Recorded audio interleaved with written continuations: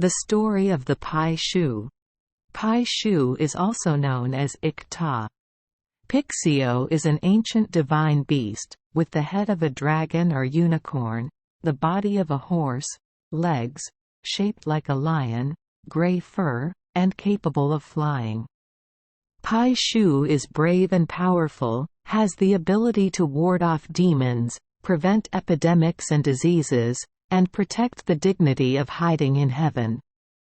Legend has it that Pi Xiu does not have an anus, it only eats in and does not expel, so business people often keep Pi Xiu statues in their homes to pray for money and wealth to only come in and not go out.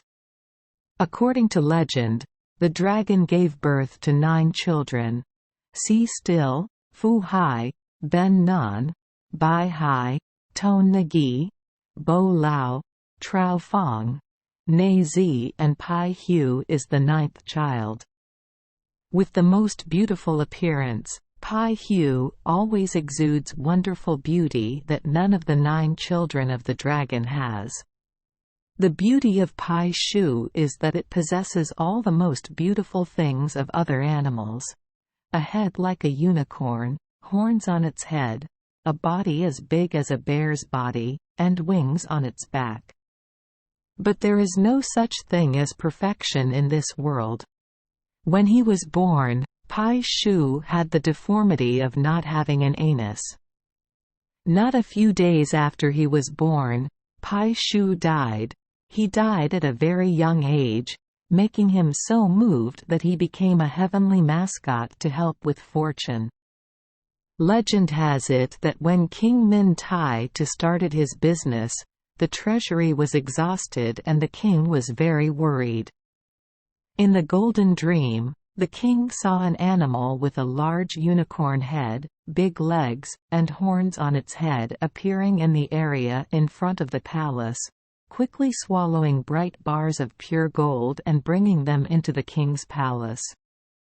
According to the feng shui master's calculation, the area where the animal appeared was the palace of wealth and the land was the spiritual land.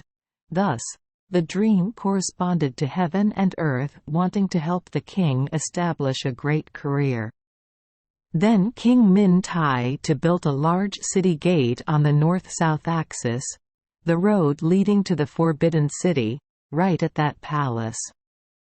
That mascot has a face like a male unicorn but has a beard, a big body, a butt as big as a cow's, a long tail, and a bushy tail. This animal does not eat normal food but only eats gold and silver. In particular, it does not have an anus, so the gold and silver it eats will not escape anywhere, even if its stomach is full. After having that mascot, the Ming treasury became increasingly full.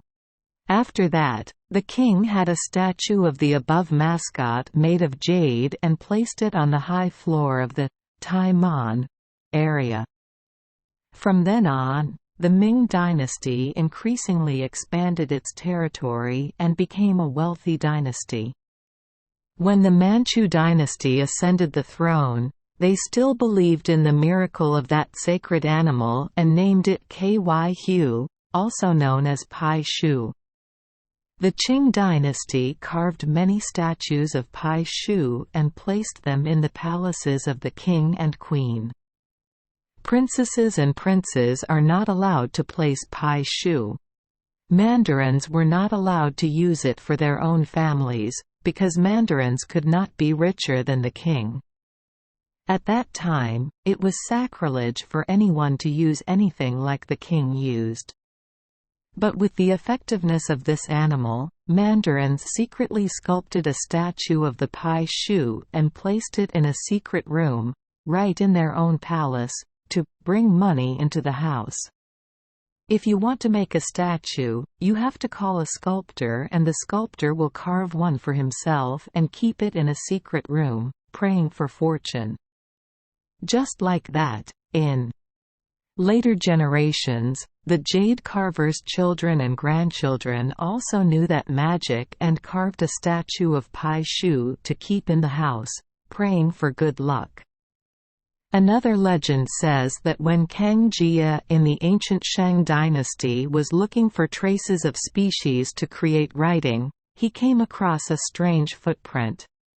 He asked a hunter and learned that it was a Pi Xiu.